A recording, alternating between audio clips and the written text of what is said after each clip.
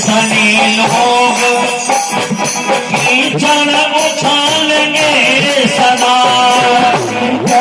सने लोग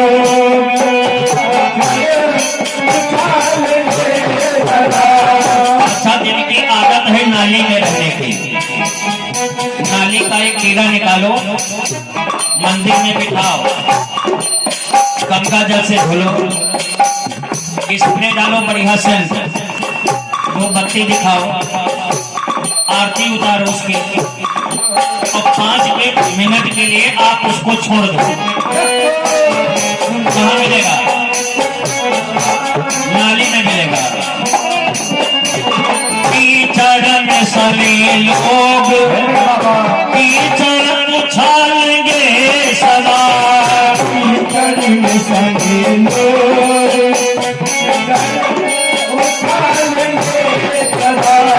कीचड़ में सने लोग कीचड़ उछालेंगे सदा। हमको तो श्याम रंग में, हमको तो श्याम रंग में नहाना पसंद है, नहाना पसंद है।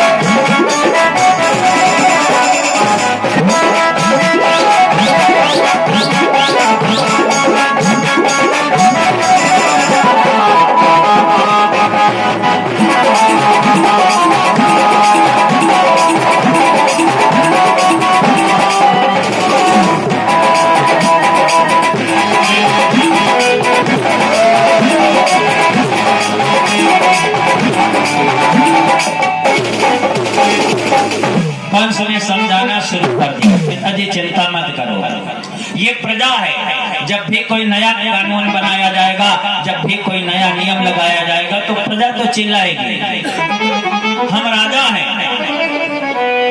कंस ने अपना तर्क दे करके उग्रसेन को शांत कर दिया। उग्रसेन ने मन में विचार किया, कंस ऐसे समझेगा नहीं। तो उग्रसेन ने एक दिन कंस को बुलाया और कंस से कहा, भैया अरे तुम प्रजा के चक्कर में पड़े हो, तुमको मालूम नहीं तुम्हारी बहन विवाह योग्य हो गई है। महाराज उग्रसेन की एक पुत्री है जिसका नाम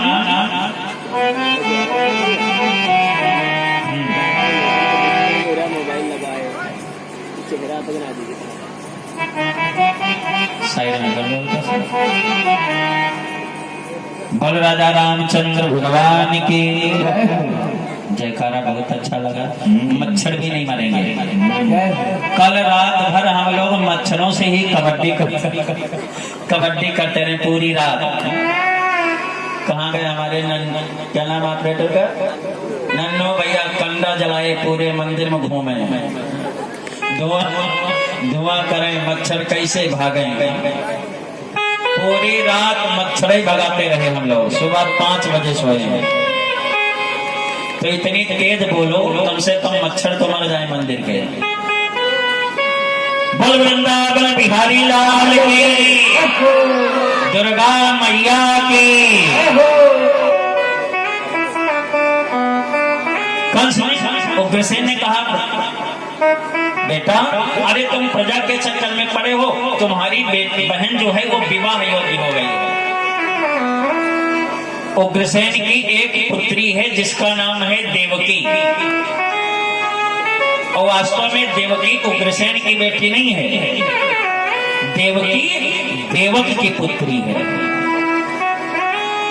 महाराज उग्रसेन ने देवकी को देवक से मांग लिया, गोद ले ली। ये दत्तक पुत्री है। क्यों?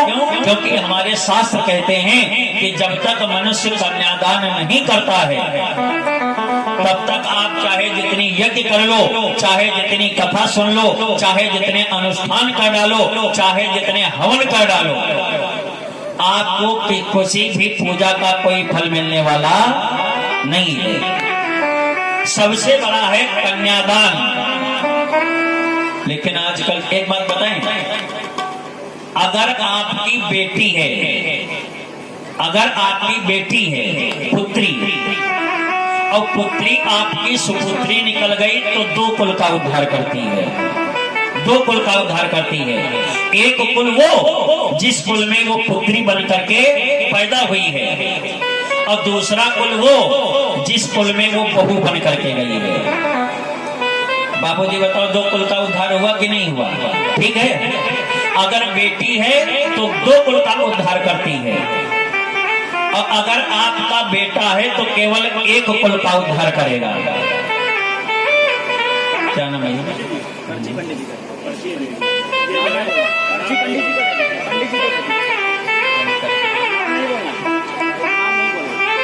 अच्छा अच्छा, चलिए वक्तदान आया है, जरा तालियों से स्वागत कर दीजिए। अच्छा, ताली बजाने में भी रसीद कटती है क्या? हाथों में कोई कमजोरी है क्या? उठाओ जरा दोनों हाथ पंडाल में, आप ताली बजाओ। ताली, एक बात बताएं, ताली क्यों बजवाई जाती है? काफी लोगों ने हमसे पूछा, महाराज बार बार ताली क्यों बजवाई जाती है? तो ताली बजाने के कई फायदे हैं। एक तो जब आप ताली बजाओगे तो जितने परिसर के मच्छर हैं सब मर जाएंगे आपके ताली बजाने से। दूसरी बात ये है, हमारे बाबा रामदेव कहा करते हैं कि जो ताली बजाता रहता है उसका ब्लड सर्कुलेशन बढ़िया रहता है। तीसरी बात हम आपको बता रहे हैं कि मिले जिंदगी उसी को, सबको नहीं मिलती है, मिले जिंदगी उसी को और जो बजा रहा है ताली। अच्छा, जिनको जिंदगी चाहिए वो लोग ताली बजा देखें कैसे बजती है। बस इतनी ताली में काम नहीं चलेगा। अगर माता रानी ने हाथ दिए हैं तो उठाओ उठाओ उठाओ उठाओ, अगर नहीं दिए हैं तो कोई बात नहीं। अब उसे मौत क्या मारे जिसे मौत जाने वाली।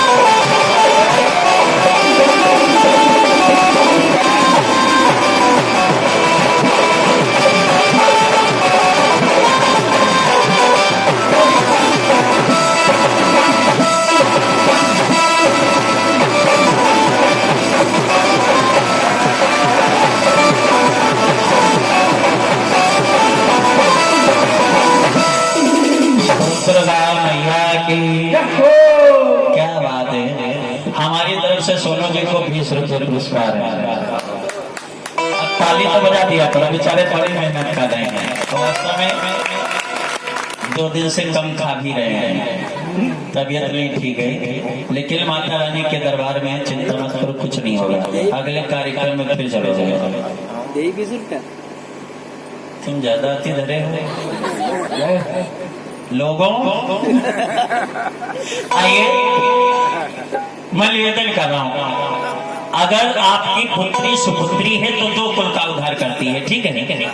एक कुल वो जिस कुल में वो बेटी बन करके पैदा हुई है, दूसरा कुल वो जिस घर में वो बहू बन करके गई है। अगर आपका बेटा है तो केवल एक कुल का उद्धार करता है, जिस कुल में वो पैदा हुआ है। दूसरी विशेषता, अगर आपकी बेटी कुपुत्री निकल जाए किसी कारण तो एक कुल को नर्क में डालती है जाकर के, और अगर बेटा कुपुत्र निकल जाए तो 7 पीढ़ियों को नर्क में डालता है जाकर के। ईमानदारी से बताओ, इतने लोग बैठे हो, बेटी अच्छी है कि बेटा अच्छा है? कौन अच्छा है? बेटी अच्छी है, पक्का? तो हमका सबका भट्टी में डालो। अब तो सरकार भी कह रही है बेटा बेटी एक समान। तो महाराज देवक ने देवकी को मांग लिया, क्योंकि शास्त्र कहते हैं कि जब तक मनुष्य कन्यादान नहीं करता है तब तक उसको कोई भी फल मिलता नहीं है। देवकी विवाह योग्य हो गई। और बेटी चाहे जितनी छोटी हो, घर वालों को हमेशा विवाह योग्य नजर आती है। उग्रसेन ने भी कंस से कहा, देखो भैया तुम्हारी बहन विवाह योग्य हो गई है, इसके लिए कोई सुंदर सा वर ढूंढो। आप जब भी अपनी बेटी का विवाह करना तो हमारे शास्त्र कहते हैं 3 चीजें देख लेना। अगर 3 चीजें आपको बराबरी में मिलती हैं तो बेटी का विवाह करना, और अगर 3 चीजें बराबरी में नहीं मिलती हैं तो बेटी का विवाह कतई मत करना। बाबा लिख रहे हैं रामचरितमानस में 3 चीजें कौन है। मानसपाल लिख रहे हैं कि जो घर बारो कुल हो ही अनोपा,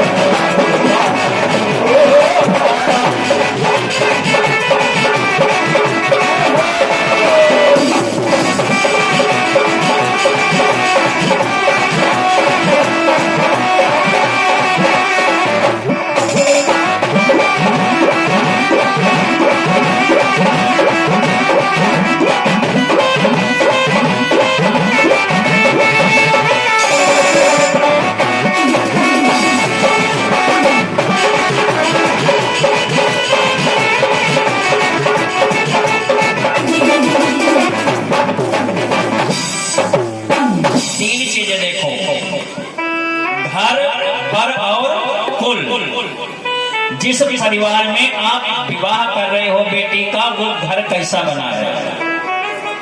कच्चा बना है कि पक्का बना है? और पक्का बना है तो स्लेब मजबूत पड़ी है कि नहीं पड़ी है? ऐसा तो नहीं बिटिया जाए और स्लेब भड़बड़ा करके बिटिया की खोपड़ी गिरे। बढ़िया मजबूत पड़ी है स्लेब। पहले नंबर पर घर देखो। नंबर 2 पर जिस लड़के के साथ में आप बेटी का विवाह कर रहे हो वो लड़का क्या करता है? नशा तो नहीं करता है, चोरी तो नहीं करता है, कहीं ऐसा तो नहीं हर गांव की पुलिस खाली उसी को ढूंढते घूम रही हो? घर पर। और नंबर 3 आता है कुल। जिस परिवार में आप अपनी बेटी भेज रहे हो उस परिवार का गांव में सम्मान है या नहीं है? अगर 3 चीजें आपको बराबरी में मिलती हैं तो बेटी का विवाह करना, और अगर 3 चीजें बराबरी में नहीं मिलती हैं तो बेटी का विवाह बिल्कुल मत करो। क्यों? अच्छा मान लो आप गरीब आदमी हो और कहीं बड़े घर में तुमने विवाह कर दिया तो 3 महीने बाद अखबार में सूचना छप जाती है कि बहू ससुराल में सिलेंडर पर चाय बना रही थी, सिलेंडर फट गया, बहू जल करके मर गई। ठीक है? अच्छा बाबूजी, हम आपसे एक बात पूछना चाहते हैं। जो लड़की अपनी ससुराल में सिलेंडर पर चाय बना रही थी, क्या उस लड़की ने कभी अपने मायके में सिलेंडर पर चाय नहीं बनाई? बनाई तो जरूर होगी, ठीक है ना? तो ये सिलेंडर मायके में क्यों नहीं फटा, ससुराल में क्यों फटा? अच्छा मान लो सिलेंडर को फटने था तो जब सास चाय बना रही थी सिलेंडर तक क्यों नहीं फटा? सासों तो मरे, 2-4 सासों निपटे। जब नंद चाय बना रही थी सिलेंडर तक क्यों नहीं फटा? 4-6 नंदों निपटे। कि सिलेंडर ने मुहूर्त निकाला था जब बहू बनाएगी या चाय बनाएगी करके तभी हम फटेंगे। जब जब ये सिलेंडर फटते रहेंगे तब तक देश का कल्याण नहीं होगा, क्योंकि हमारा शास्त्र कहता है यत्र नार्यस्तु पूजन्ते रमन्ते तत्र देवता। जहां पर स्त्रियों की पूजा होती है देवता वहां निवास करते हैं। अब ऐसा मत करना सुबह सुबह आरती लेकर के खड़े हो जाना, कह देना देवी जी लाओ आरती उतारे, महाराज बता रहे थे। इनको कहा जाता है गृह लक्ष्मी, घर की लक्ष्मी है। एक बात हमेशा याद रखना, जिस घर की बहू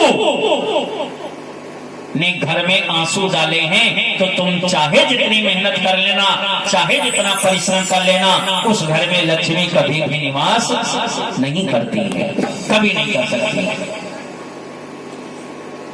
हमने परसों भी कहा था अगर आपको विवाह करना है तो अब लड़के और लड़की का जन्मांकन मिलाओ।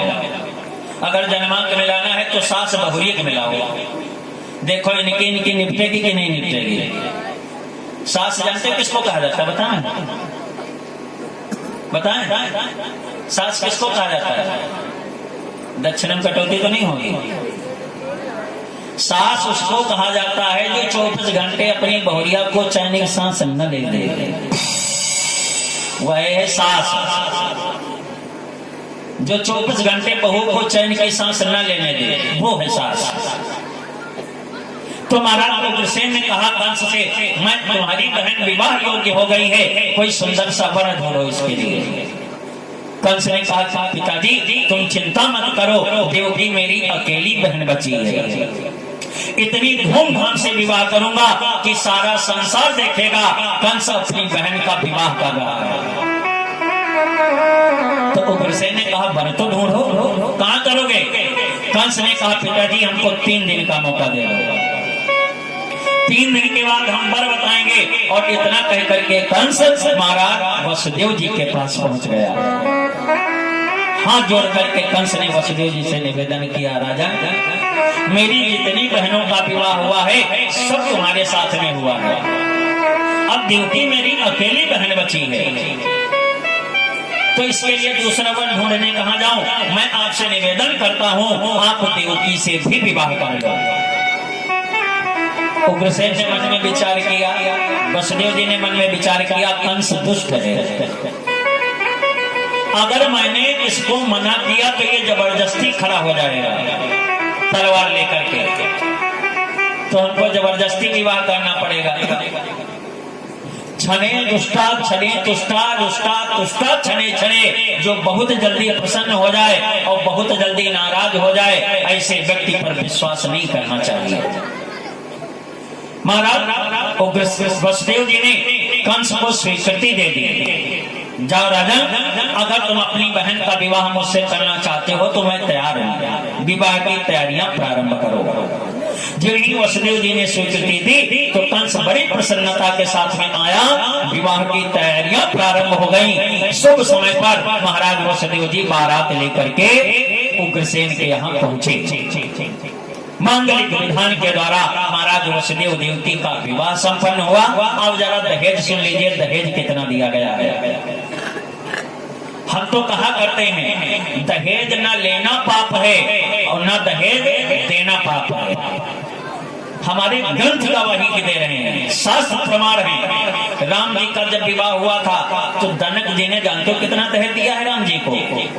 जब राम जी का विवाह हुआ तो जनक जी ने दशरथ जी को इतना दहेज दिया, इतना दहेज दिया कि अयोध्या में दहेज रखने की जगह नहीं बची।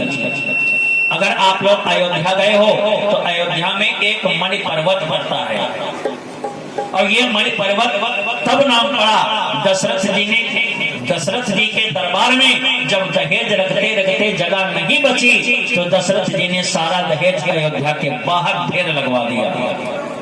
इतना दहेज दिया गया। तो दहेज ना लेना पाप है, ना दहेज देना पाप है। अगर पाप है तो दहेज मांगना पाप है, मांगना नहीं चाहिए। अब महाराज उग्रसेन जी ने दहेज कितना दिया है देवकी के विवाह में, जरा ध्यान से सुनिए। भागवत जी में लिखा हुआ है कि चतुशतम पारिवार गजानाम हेम मालिनाम 400 हाथी दहेज में दिए गए। अच्छा ईमानदारी से बताओ, अगर आप लोगों को 400 हाथी दहेज में मिले, बाबूजी कहाँ बांधोगे? कहीं घर में जगह है हाथी बांधने की? अच्छा मान लो 400 हाथी बांध भी लोगे तो 400 हाथियों को खिलाओगे क्या? खुद लेट जाओगे। चतुशतम पारिवार गजानाम हेनुमालिनाम, साधारण हाथी नहीं है, हाथियों के गले में सोने की जंजीरें पड़ी हुई हैं। अच्छा एक बात बताओ, हाथी के गले में जो सोने की जंजीर होगी क्या 5 ग्राम की होगी? कम से कम 50-50 किलो की होगी, ठीक है ना? 50-50 किलो सोने की जंजीर होगी। आजकल जिस लड़के का विवाह हो जाता है ना और उसकी सास कलेवा के समय 10 ग्राम की सोने की चैन देती है, तो वो लड़का शर्ट के ऊपर पूरे गांव में नक्शेबाजी दिखाता है, शर्ट के ऊपर करके चैन को कहता है तुमको मालूम हमारी सास ने देखो चैन दी है, चैन दी है। अच्छा शादी के बाद चैन कहाँ रखी? शादी के बाद चैन कहाँ रखी? बेचैन बनकर घूमो बस, जैसे हम लोग घूम रहे हैं। शादी के बाद चैन किसी को नहीं है, सब बेचैने बने घूम रहे हैं। महाराज आपको भी नहीं, अगर चैन होती तो यहाँ नहीं आती। सब बेचैने बने घूम रहे हैं। चतुशतम पारिवार गदानाम हेनुमालिनाम, 400 हाथी और हाथियों के गले में सोने की जंजीरें पड़ी हुई हैं। 400 हाथी 300 घोड़े दहेज में दिए गए। और इतना ही नहीं, बोले दासी नाम सुकुमारी नाम तो सते समलम कते, 200 दासियां दहेज में दी गई, दान। क्यों? क्योंकि देवकी राजकुमारी है और राजकुमारी होकर के जब देवकी ससुराल में जाए तो देवकों को ससुराल में काम न करना पड़े। 200 दासियां दान में दी गई कि ससुराल में जाकर के देवकी को कोई काम न करना पड़े। इतना दहेज दिया गया और इतना दहेज देने के बाद महाराज उग्रसेन ने वसुदेव जी के सामने हाथ जोड़ लिए, देवकी के सामने हाथ जोड़े, नेत्रों में आंसू भरे हैं और प्रार्थना करके रो पड़े। देवकी के सामने भी हाथ जोड़ करके कहा बिटिया अरे बस इतना ही संग था हमारा तुम्हारा, तुम्हारा हमारा,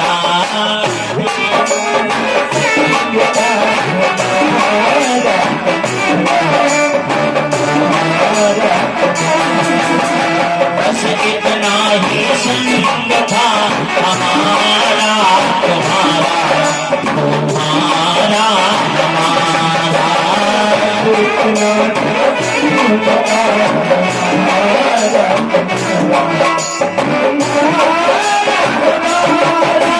जाओ बेटी खुश रहना, जाओ बेटी खुश रहना, ले लो आशीष हमारा, बस इतना ही संग था हमारा तुम्हारा, तुम्हारा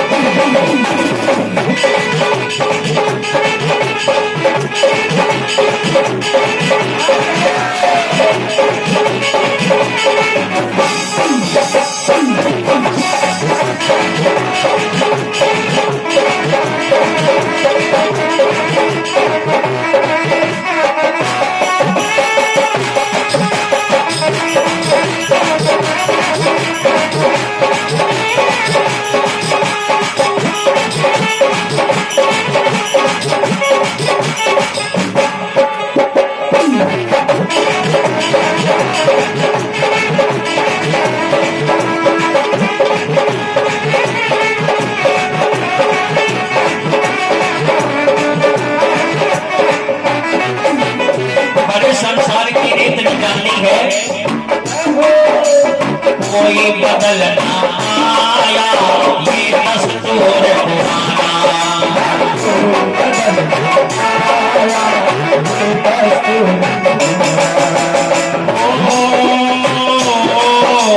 कोई बदल ना पाया ये दस्तूर पुराना।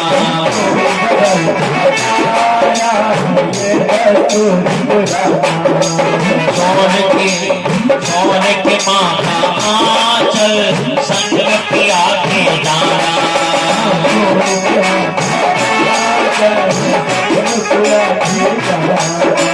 कोई पराई रहन उमर कोई पराई रहन उमर वो अधिकार हमारा अस्तित्व में सदा हमारा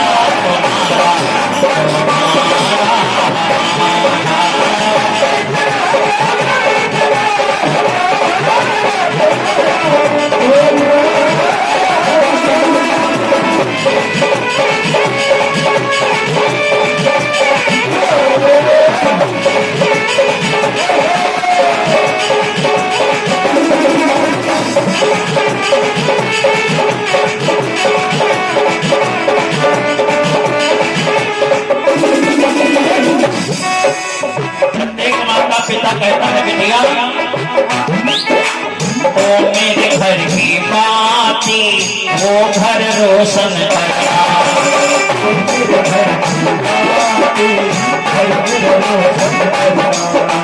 ओ मेरे घर की बाती वो घर रोशन करना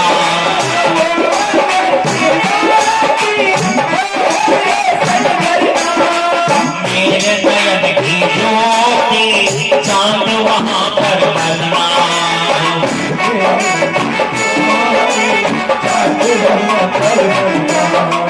ओ मेरे नयन की ज्योति वो घर रोशन करना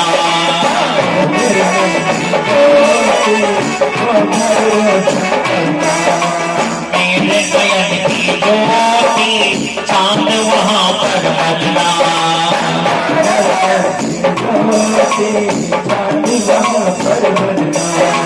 वो आंगन आबाद हुआ वो आंगन आबाद हुआ हर सोना हुआ हमारा अस्तित्व में संपदा हमारा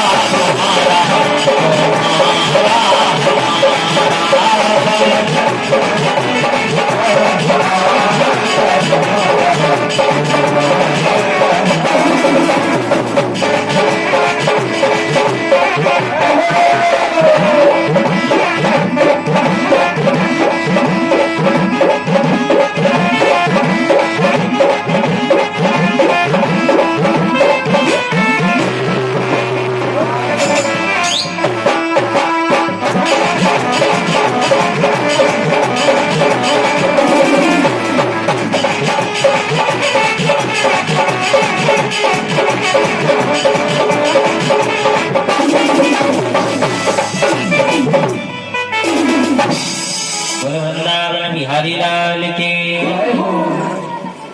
प्रत्येक माता पिता सब कुछ अच्छा लगता है लेकिन विदाई बहुत खलती है।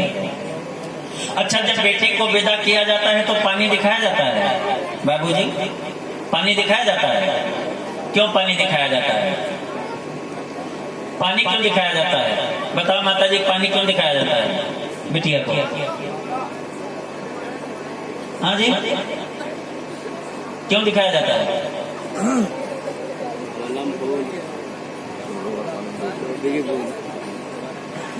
ऐसा सन्नाटा पड़ा है जैसे मालूम ही नहीं। पानी क्यों दिखाया जाता है? इसलिए तो नहीं दिखाते कि बेटिया गला सूख हो तो पानी पे खूब चिल्लाओ। हाँ? पानी क्यों दिखाया जाता है? क्योंकि 3 व्यक्तियों के जीवन में पानी की बहुत प्रभुता होती है।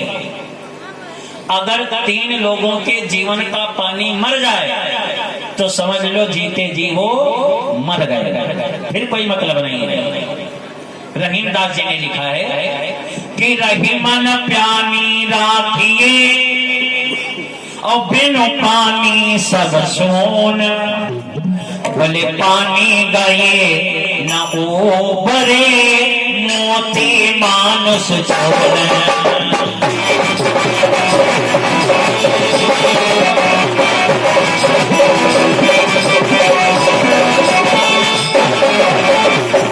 पानी गए न ऊपरे मोती मानुष छोड़।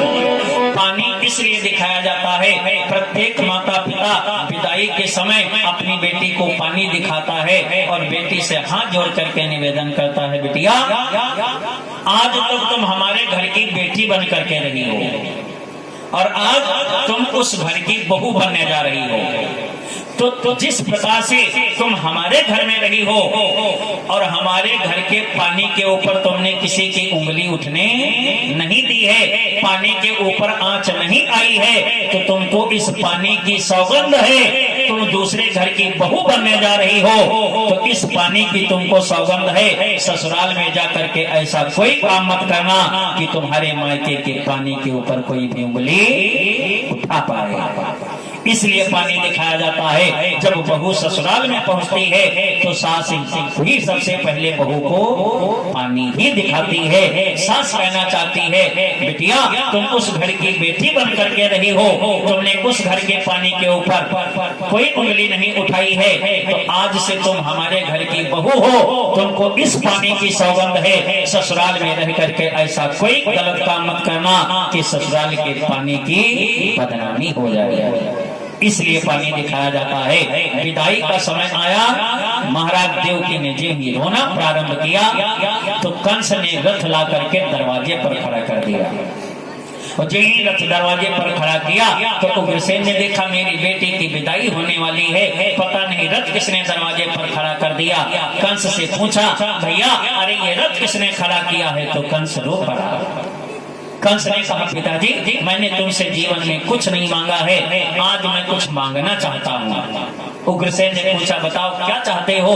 तो कंस ने कहा, पिताजी मैं अपनी बहन को स्वयं विदा करना चाहता हूँ, अगर आपकी आज्ञा हो तो देवकी को ससुराल तक मैं छोड़ करके आऊंगा।